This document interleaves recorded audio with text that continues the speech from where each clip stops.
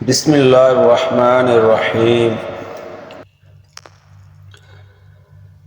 حضرت سیدنا ابو قلابہ رضی اللہ تعالیٰ عنہ کا بیان ہے کہ میں نے ملک شام کی سرزمین میں ایک آدمی دیکھا جو بار بار یہ صدا لگا رہا تھا، ہائے افسوس میرے لیے جہنم ہے۔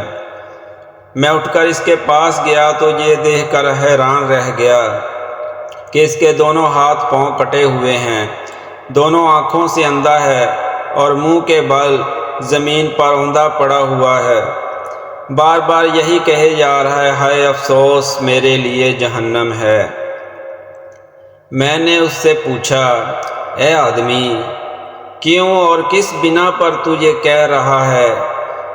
یہ سن کر اس نے کہا، اے شخص، میرا حال نہ پوچھ، میں ان بد نصیبوں میں سے ہوں جو امیر المومنین حضرت سیدنا عثمان غنی رضی اللہ تعالی عنہ کو شہید کرنے کے لیے آپ رضی اللہ تعالی عنہ کے مکان میں داخل ہو گئے تھے۔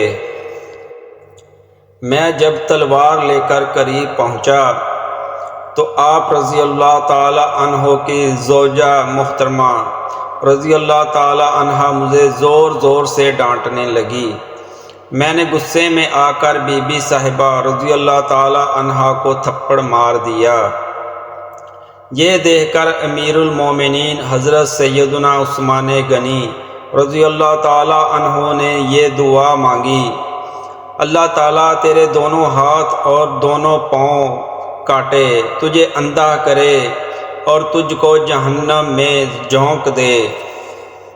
اے شخص، امیر المومنین رضی اللہ تعالی عنہ کا پرجلال چہرہ دیکھ کر اور ان کی یہ قاہرانہ دعا سن کر میرے بدن کا ایک ایک رونگٹا کھڑا ہو گیا اور میں خوف سے کانپتا ہوا وہاں سے بھاگ کھڑا ہوا۔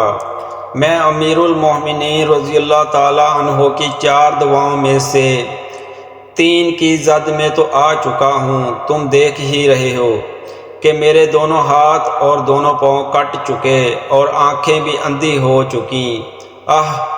اب صرف 4تھی دعا یعنی میرا جہنم میں داخل ہونا باقی رہ گیا ہے۔